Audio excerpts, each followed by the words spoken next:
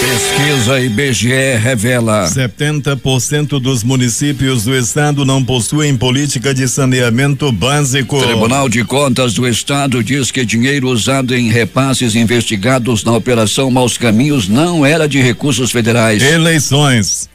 Candidatos ao governo do estado já receberam 7,5 milhões de reais. Tribunal Regional Eleitoral inicia a preparação de urnas que serão enviadas ao interior. Pela quarta vez seguida, Banco Central mantém juros a 6,5% ao ano. Bolsonaro vai a 28%. Haddad 16%, Ciro 13%, mostra a pesquisa Datafolha divulgada na madrugada de hoje. Em eventual segundo turno, Ciro Gomes seria o único a vencer Bolsonaro. Padre acusado de agressão sexual se suicida dentro de igreja na França. Presidente palestino se reunirá em Nova York com mediadores de conflito com Israel. Justiça condena acusado de exploração sexual de indígenas a 151 anos de prisão. Na compensa, a funcionária de pizzaria é morta a facadas por colega de trabalho. É o Jornal da Manhã que está começando. 5h33.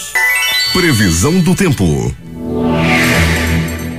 Variação de nuvens e pancadas de chuva localizadas que poderão ser fortes e vir acompanhadas de trovoadas a qualquer hora do dia. A probabilidade de chover 9 milímetros é de 80%. É o que fala o Centro de Previsão do Tempo e Estudos Climáticos do Instituto Nacional de Pesquisas Espaciais. Assim como ontem, quando os termômetros esbarraram nos 37 graus com sensação térmica de 40, a temperatura hoje vai aos 36 graus Celsius. A umidade relativa do ar é de 83%. Os ventos estão calmos com 4 km/h de velocidade. É quinta-feira, 20 de setembro. 263 dias do ano. Faltam 102 para terminar 2018. É dia de Santa Fausta. Também é o dia do Pombo da Paz, dia da Revolução Farroupilha. O 20 de setembro é a data máxima para os gaúchos. Neste dia celebram-se os ideais da Revolução Farroupilha, que tinha como objetivo propor melhores condições econômicas ao Rio Grande do Sul.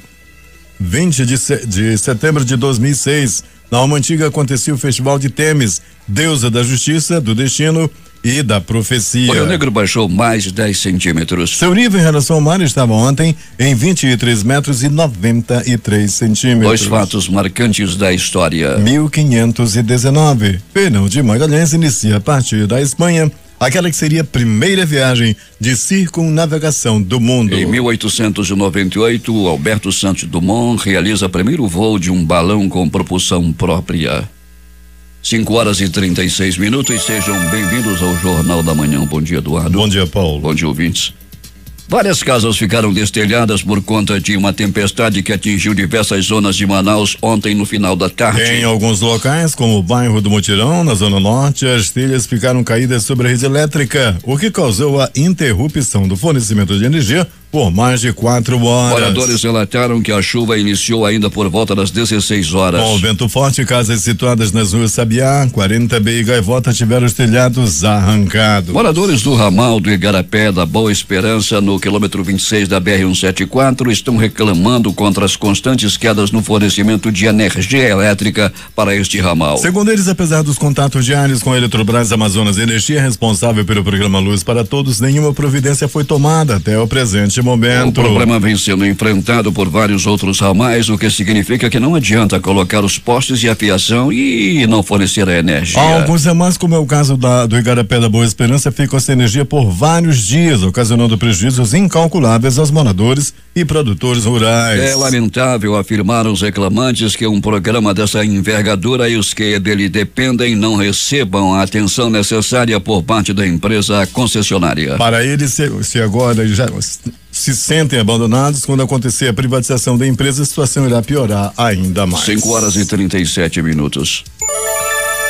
Estudantes dos cursos de Psicologia, Biomedicina e Farmácia da Uninorte promovem nesta sexta-feira uma ação de conscientização e prevenção ao suicídio no Manaus Plaza Shopping. A ação inicia a partir das 14 horas e faz parte da campanha Setembro Amarelo, que acontece em todo o Brasil e tem o objetivo de chamar a atenção para o tema. Os alunos estarão no centro de compras conversando com os visitantes e entregando panfletos com informações sobre como identificar os sinais de que uma pessoa não está bem e precisa de apoio especializado. O Jornal da Manhã traz informações de Manacapuru. Lá está o repórter José Alberto Zegdeg. Muito bem, Paulo Guerra. A Prefeitura de Manacapuru, através da Secretaria Municipal de Educação, SEMED, inaugura nesta quinta e sexta-feira as primeiras escolas do município com quadra coberta, construídas pela administração municipal. As escolas estão localizadas no bairro de Terra Preta e no quilômetro 1 da estrada de Novo Airão. O início das atividades de inauguração está previsto para as 9 horas de hoje, como destaca o secretário de Educação, professor Raimundo Conde. Pois é, Zegdeg, nós queremos assim agradecer o empenho e a dedicação do prefeito Beto D'Angelo em olhar a educação com carinho no município de Manacapuru. Esse ano, só aqui em Manacapuru, nós já reformamos 50% das nossas escolas dentro da sede. E agora nós estamos inaugurando 2 escolas com 7 salas de aula, quadra coberta, refeitórios para a comunidade de Manacapuru. Nesses 80 anos de Manacapuru, nenhum prefeito construiu escola com quadra coberta, toda organizada do jeito que o prefeito Beto D'Angelo está fazendo. Então, quinta-feira, 9 horas da manhã, estaremos inaugurando a escola aqui da Terra Preta e sexta-feira, às 9 horas da manhã, estaremos inaugurando a escola do quilômetro 1 da estrada de Novo Airão. A escola a ser inaugurada hoje leva o nome da professora Conceição Marta e estará sob a direção do gestor Rildo Mazulo. O secretário Conde convida toda a comunidade a participar do grande evento de inauguração. Bem, Paulo, interagindo com o Grande Jornal da Manhã estão nossos amigos Geraldo Bernadette, proprietário do restaurante Rodoviária aqui em Manacapuru. Geraldo, que está em recuperação de sua saúde em Manaus, a ele nossos agradecimentos pela audiência. De Manacapuru, Zegdeg, para o Jornal da Manhã. 5 horas e 40 minutos, interagindo com os nossos ouvintes, agradecemos a todos que mandam mensagens e informações através do aplicativo Mano. Termina nesta sexta-feira a exposição promovida pela Feira Nações e Artes, que apresenta mais de 15 mil produtos de 10 países no Amazonas Shopping. O evento está funcionando na Praça Central do Centro de Compras, das 10 às 22 horas. Reúne artigos do Paquistão, Turquia, Indonésia, Índia, Peru, França, Chile, Marrocos e Japão, além de produtos brasileiros, como os doces mineiros e vinhos do sul do país e as joias confeccionadas com capim dourado, uma espécie de planta típica da região do Jalapão, no Tocantins. Entre os produtos comercializados na feira estão acessórios, calçados, almofadas, bolsas, objetos de decoração, vinhos, queijos embutidos, pedras preciosas, roupas e tapetes. A Prefeitura de Manaus realizará nesta sexta-feira, no auditório do Parque Municipal do Idoso, o 3º encontro municipal para a promoção da inclusão da pessoa com deficiência no mercado de trabalho. O encontro tem como finalidade conscientizar e sensibilizar as empresas para a inclusão da pessoa com deficiência no mercado de trabalho,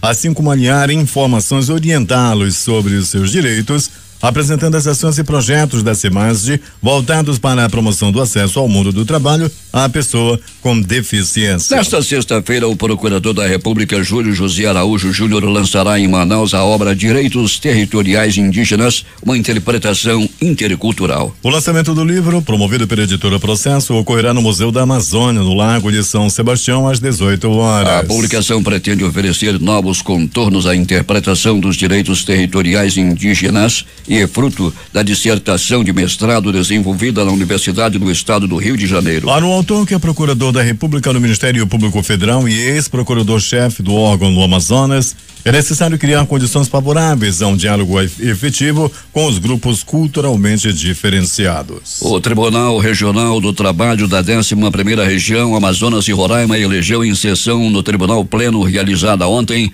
os futuros dirigentes do órgão para o biênio 2018-2020. O desembargador Laírton José Veloso foi eleito como presidente do tribunal. Ele vai suceder a atual presidente desembargadora Eleonora de Souza Saunier, cuja gestão se encerra em dezembro deste ano. Também foram escolhidos os desembargadores José Dantas de Góes, para o cargo de vice-presidente e Ruth Barbosa Sampaio para ocupar o cargo de corregedora regional. Também foram eleitos os gestores da Escola Judicial e do Centro de Memória da Justiça do Trabalho da 11ª Região. O desembargador Aldo Alipau e Dobrando da Silva foi escolhido para ocupar o cargo de diretor da EJUD 11 e a desembargadora Francisca Rita Alencar Albuquerque foi eleita diretora do Centro de Memória. 5h43 em Manaus. Ao menos 100 propriedades rurais foram notificadas no sul do Amazonas durante a operação integrada do Corpo de Bombeiros Militar, Instituto de Proteção Ambiental e Polícia Militar do Amazonas. A ação tem duração de 4 meses e seus principais objetivos são a fiscalização e o combate ao desmatamento e queimadas. Somente no município de Humaitá, no período de junho a setembro deste ano, foram registradas 150 ocorrências de incêndios florestais. A Justiça Federal determinou em caráter eliminar o bloqueio de 1,4 milhão de reais do prefeito de Lábrias, Jean Campos de Barros, a pedido do Ministério Público Federal no Amazonas, em ação de improbidade administrativa ajuizada por conta de irregularidades na execução de convênio firmado em 2009 com o governo federal no âmbito do projeto Calha Norte. De acordo com o Ministério Público Federal, o prefeito recebeu R$1 milhão em recursos públicos para a realização de obras de calçada, meio-fio e sarjeta no município em 2 parcelas de 500 mil nos anos de 2010 e 2011. No entanto, vistoria realizada pelo Ministério da Defesa mostrou que apenas 12,72% dos trabalhos haviam sido concluídos. Foi constatada in loco a inexecução de mais de 80% do objeto conveniado, tendo havido perda patrimonial e possível desvio de recursos públicos, uma vez que ao mesmo tempo em que a população não foi beneficiada com a obra, os recursos não voltaram aos cofres da União, destaca a decisão judicial que determinou o bloqueio desse valor. No Amazonas, 15 municípios, 24% informaram ter política municipal de saneamento básico em 2017. Mas instituída por um instrumento legal foram apenas 13, ou 21%, sendo 10 por lei e 3 por decreto. Essa política contempla diversos temas relacionados ao saneamento. Entre os quais o Plano Municipal de Saneamento com 3 ocorrências, os direitos e deveres do usuário, 10 ocorrências, a forma de regulação e fiscalização, 8 ocorrências, entre outras. 12 municípios declararam estar com sua política municipal de saneamento básico em elaboração. O Plano Municipal de Saneamento Básico está presente em apenas 18 dos 62 municípios amazonenses. Sendo que em 15 sua instituição foi feita por lei, em 2 por decreto e 1 por portaria. 7 municípios declararam que tiveram a colaboração da FUNASA ou do Ministério da Saúde na construção de seus planos. Outros 6 contaram com a ajuda do governo do estado. O Ministério das Cidades e as empresas privadas auxiliaram em 3 municípios cada um. Em 16 municípios, o PMSB abrange o abastecimento de água e em 16 alcança o esgotamento sanitário, a limpeza pública e o manejo de resíduos sólidos, e em 14 versa sobre o manejo de águas pluviais urbanas. Em 16 municípios, o Plano Municipal de Saneamento Básico possui diagnóstico, mas somente em 6 a definição de tarifa social. No que diz respeito a ações para emergências e contingências, somente 10 municípios declararam possuí-las. 12 municípios amazonenses informaram que o seu PMSB está em elaboração. Quanto ao Conselho Municipal de Saneamento, nenhum dos 62 municípios do Amazonas declararam possuir tal instrumento. No que diz respeito a consórcio público na área de saneamento básico, 7 municípios declararam participar, sendo 6 na área de abastecimento de água, 3 no esgotamento sanitário, 2 no manejo de águas pluviais e 1 no manejo de resíduos sólidos. Lembrando que neste caso, um mesmo município pode ter tido participação em mais de uma área. Eleições. A tendência de polarização entre os candidatos à presidência, Jair Bolsonaro e Fernando Haddad, registrada pelas últimas pesquisas de intenção de voto, também se reflete no Amazonas, conforme registrou sondagem Ibope. Aqui o presidenciável do PSL aparece com 33% na preferência do eleitorado amazonense contra 17% do candidato do PT. Ciro Gomes, do PDT, tem 12% e Marina Silva, da Rede, 10%. O tucano Geraldo Alckmin aparece com apenas 5% e Henrique Meirelles 4%. Os candidatos a governador do Amazonas receberam 7.562.504,38 para a campanha eleitoral deste ano até a última terça-feira, segundo dados do Tribunal Superior Eleitoral. O senador Omar Aziz, do PSD, que tenta assumir o executivo estadual pela segunda vez, é quem tem a maior receita.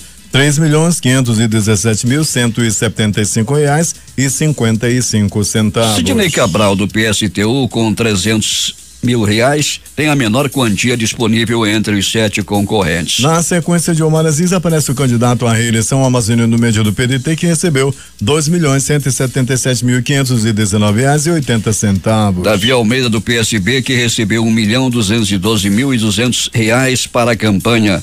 Wilson Lima, do PSC, com R$532.764. Luciano Toni, do PCdoB, com R$101.002. E Berg, da UGT, com R$14.345. Completam a sequência do ranking de receitas para a campanha. E o Tribunal Regional Eleitoral indeferiu por maioria de 5 votos a 1 a candidatura do deputado estadual e candidato à reeleição Abdala Frache. A decisão ocorreu após o pedido de impugnação realizado pelo Ministério Público Eleitoral no Amazonas, que contestou a candidatura devido à condenação do deputado por prática de cartel em abril de 2017, resultado da Operação Carvão. O Tribunal Regional Eleitoral do Amazonas iniciou ontem a preparação das urnas que vão embarcar para os municípios do interior do estado. No primeiro dia, urnas de 5 cidades ficaram prontas. Na preparação, as urnas recebem carga como se fosse uma identidade que torna cada equipamento único. Nessas mídias também estão as informações dos eleitores e os dados de todos os candidatos. São colocados lacres em 9 pontos do aparelho. Esses adesivos são feitos com papel da Casa da Moeda. Qualquer tentativa de violação fica perceptível. Só neste primeiro dia de trabalho foram finalizadas as urnas de Boca do Acre, Santa Isabel do Rio Negro, Humaitá, Tapauá e Barcelos. As urnas de outras 39 cidades vão ser preparadas em 14 municípios do interior que funcionam como polos. A votação no Amazonas vai contar com quase 8.000 urnas eletrônicas. O Tribunal de Contas do Estado julgou a representação do Ministério Público de Contas, que questionava se o dinheiro utilizado em repasses ilegais investigados pela Operação Maus Caminhos eram de recursos federais do Fundo de Desenvolvimento e Educação Básica, o Fundeb. O TCE afirmou em decisão colegiada que o dinheiro era proveniente apenas de recursos estaduais. Estima-se que pelo menos 88 milhões foram desviados para o Instituto Novos Caminhos, investigado durante a operação. Em janeiro deste ano, a Controladoria Geral da União identificou transferências ilegais entre 2014 e 2017 de recursos para o Instituto Novos Caminhos, comandado pelo médico Mohamed Moussafa, apontado como chefe de um esquema de desvio de verbas da saúde pública do Amazonas. O esquema foi apontado no desdobramento da Operação Maus Caminhos. Baseado na nota técnica da CGU, o Ministério Público de Contas, através do procurador Rui Marcelo, entrou com uma representação junto ao TCE para investigar se o dinheiro proveniente dessas transações eram de recursos federais ou estaduais. Após investigação técnica do Tribunal de Contas, foram identificadas uma série de falhas no sistema de administração financeira integrada, onde se concentra a verba do Estado. Uma das constatações feitas após a investigação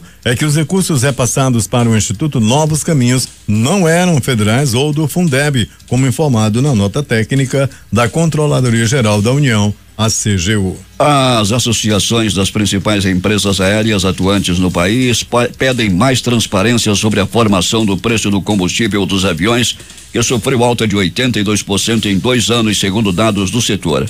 O querosene de aviação alcançou R$3,30 em agosto, incluindo impostos, de acordo com a Associação Brasileira das Empresas Aéreas. Isso refletindo muito aqui na Amazônia. Este é o maior patamar desde 2002, ano em que entrou em vigor a liberdade tarifária aqui no Brasil. A ABIAR, a Associação Internacional de Transporte Aéreo, e a Associação de Transporte Aéreo da América Latina e Caribe estimam que o setor aéreo teve um custo extra de 1,3 bilhão em 2017, com a atual precificação do querosene de aviação. E o governo deve remarcar o leilão de venda da Eletrobras Distribuição Amazonas Energia, subsidiária da Eletrobras, previsto para acontecer no próximo dia 26.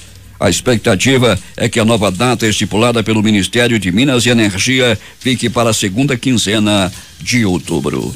O Jornal da Manhã interage com os seus ouvintes através do aplicativo Mano. O Luiz acompanha o jornal no quilômetro 26 da Manuel Urbano. Raimundo Silva e Dona Ametista também estão acompanhando o jornal. A todos vocês que mandam recados e informações através do aplicativo Mano, os nossos agradecimentos. Polícia. Estamos recebendo a informação de que um acidente aconteceu no Efigênio Salles, sentido Rótula do Coroado, em frente ao Lebaron. Um acidente de trânsito aconteceu ainda há pouco. O condutor da lancha utilizada pela TV Globo em gravações em Manaus, que se envolveu no acidente que matou um estudante de 15 anos na última quinta-feira, foi indiciado por homicídio culposo majorado. A informação foi divulgada pela Polícia Civil nesta quarta-feira. Leandro Guimarães de Oliveira, de 31 anos, deve responder em liberdade, visto que não houve flagrante. O adolescente Lucas Henrique Xavier Cardoso morreu após colisão entre duas embarcações no Igarapé do Tarumã Sul. A Justiça do Amazonas condenou a mais de 151 anos de reclusão 4 pessoas que tinham sido denunciadas pela prática de exploração sexual de meninas indígenas no município de São Gabriel da Cachoeira. Na sentença, com 87 páginas, o juiz de direito Flávio Henrique Albuquerque de Freitas considerou o processo bastante complexo em função da pluralidade de réus, 10 por ocasião da denúncia, e de vítimas, 12 no total, pelo tipo do crime e pelo envolvimento de questões sociais e antropológicas. A ação penal foi movida pelo Ministério Público Federal com base em inquérito policial oriundo da Operação Cunhantãs, deflagrada em maio de 2003. As 3 vítimas da explosão ocorrida na noite desta terça-feira em embarcação no porto do município de Manacapuru estão internadas no Centro de Tratamento de Queimados do Hospital e Pronto-Socorro 28 de agosto. O quadro geral dos 3 é estável, segundo a Secretaria de Estado de Saúde. Os feridos são Carlos Alberto Cândido da Silva, de 67 anos, Alcivaldo Serpa da Silva, de 38 anos, e Eduardo Bertolino de Salles, de 26. Um grupo de 5 homens foi capturado nesta quarta-feira depois de assaltarem uma agência dos Correios localizada em uma comunidade do município de Itacoatiara. Na ação, os criminosos renderam um funcionário e levaram o cofre da agência. Entre os presos numa ação rápida da polícia está um adolescente de 17 anos. De acordo com a 3ª Companhia Independente de Polícia Militar, o grupo entrou na agência localizada na comunidade do Novo Remanso no início da tarde da quarta-feira, no momento em que um funcionário retornava do intervalo. O homem, que não teve a identidade divulgada, foi mantido como refém enquanto os suspeitos tentavam abrir o cofre ainda no local. Por conta de um dispositivo de segurança, o grupo desistiu de tentar abrir o objeto e o colocou no banco de trás de um carro modelo Gol. Ainda segundo a Companhia Interativa de Polícia Militar, com apoio de um outro carro modelo Jetta, os criminosos fugiram do local pela rodovia M10 Manaus-Itacoatiara em direção a Manaus. Durante a fuga, o grupo foi parado em uma barreira policial no município do Rio Preto da Eba, onde os militares já aguardavam para fazer a abordagem. Dentro do Gol, onde o cofre era transportado, estavam ainda o adolescente e um outro suspeito. Logo atrás, no outro veículo, foram presos 3 homens que estavam com 12 revólveres calibre 38. 10 munições também foram apreendidas com o trio. Todo o material apreendido e 5 criminosos foram conduzidos até a sede da Polícia Federal aqui em Manaus. Rafaela Oliveira, de 19 anos, foi assassinada ontem à tarde com uma facada no pescoço e outra no abdômen dentro da pizzaria que trabalhava na rua Oscar Borel, bairro da Compensa. O acusado de cometer o crime é Elinaldo Alves dos Santos, que também trabalha no estabelecimento e conseguiu fugir após o crime. As informações são do tenente Jonisson Alves, da 8ª Companhia Interativa Comunitária. De acordo com a polícia, possivelmente o acusado usou cocaína antes de cometer o homicídio e tentou também estuprar a vítima. Rafael ainda chegou a ser levada para o pronto-socorro Javentino Dias na Compensa, mas não resistiu. Últimas notícias. As principais bolsas asiáticas fecharam sem sinal único depois de avanços recentes. Investidores continuam a monitorar riscos para o comércio global, sobretudo diante das tensões entre Estados Unidos e China, mas também começavam a se posicionar para a reunião da próxima semana do Federal Reserve, o Fed, o Banco Central Americano, bem como para o fim do trimestre e alguns feriados no continente. Nesse quadro, Xangai e Tóquio encerraram a quinta-feira praticamente estáveis. A cotação do dólar fechou o pregão de ontem em baixa de 0,43%, cotado a 4,12 para a venda. O índice de ações do índice B3 da Bolsa de Valores de São Paulo, Bovespa, terminou a sessão em leve baixa de 0,19% com 78.168 pontos. Os membros do Comitê de Política Monetária, Copom do Banco Central, decidiram por unanimidade manter a Selic e os juros básicos da economia em 6,50% ao ano nesta quarta-feira. Com isso, a taxa permaneceu no nível mais baixo da série histórica do Copom, iniciada em junho de 1996. Foi a quarta reunião seguida em que a taxa permaneceu neste patamar. O governo federal estima que considerará no ano que vem 376,198 bilhões de reais em incentivos fiscais, valor equivalente a 5,1% do produto interno bruto, o PIB. Desse total, 306,9 bilhões correspondem a renúncias de tributos e 69,8 bilhões a subsídios. O Instituto do Patrimônio Histórico e Artístico Nacional, IPHAN, reconheceu ontem a literatura de cordel como patrimônio cultural imaterial brasileiro. A decisão foi tomada por unanimidade pelo Conselho Consultivo, que se reúne no Forte de Copacabana, no Rio de Janeiro. O jornalista morreu nesta quarta-feira ao sofrer uma queda de 14 metros de altura quando cobria um protesto de ecologistas que se reuniram na cidade de Ambat, na Alemanha, para tentar impedir que uma floresta seja destruída para dar lugar a um mini lignito. Um porta-voz da polícia confirmou que o homem que trabalhava para um blog não resistiu aos ferimentos sofridos ao cair de uma ponte de madeira suspensa entre duas árvores. Jean-Baptiste Sepp, um padre de 38 anos acusado por uma mulher de comportamento indecente e agressão sexual contra sua filha, se suicidou em sua igreja na Normandia, informou hoje a promotoria de Rouen. A polícia ainda não havia sido informada das acusações contra o padre antes de sua morte. Ordenado sacerdote em 2005, Seb foi padre da paróquia de Saint-Jean, no setor norte de Rouen. Ele também era diretor do Centro Teológico Universitário e do Serviço de Formação Permanente, segundo elementos que aparecem no site da diocese. O padre não aguentou a pressão. O chefe da diplomacia americana, Mike Pompeo, saudou o resultado da cúpula entre os líderes da Coreia do Norte e Coreia do Sul em Pyongyang e disse que os Estados Unidos estão prontos para retomar as negociações para o fim do programa nuclear norte-coreano. Segundo Pompeo, isso deve ocorrer até janeiro de 2021. O presidente palestino Mahmoud Abbas convidou mediadores, ministros das Relações Exteriores e diplomatas do Conselho de Segurança para uma reunião em Nova York na semana que vem para discutir as perspectivas de paz com Israel, disse hoje o embaixador palestino na ONU. A reunião em paralelo à Assembleia Geral da ONU foi solicitada em meio a uma crise com o governo do presidente americano Donald Trump, que reconheceu Jerusalém como a capital de Israel e interrompeu a ajuda aos territórios palestinos. Nessa sexta-feira será celebrado o Dia Mundial Sem Carro, com o objetivo de estimular que as pessoas utilizem outro meio de transporte, como a bicicleta, durante a data. Para exemplificar, só o Paraná tem mais de 7 milhões de veículos, um aumento de 75% em apenas 10 anos. Com uma população de pouco mais de 11 milhões de habitantes, o que representa 0,62 veículos por cidadão paranaense, fica fácil supor que em mais de 10 anos teremos mais carros do que pessoas morando naquele estado.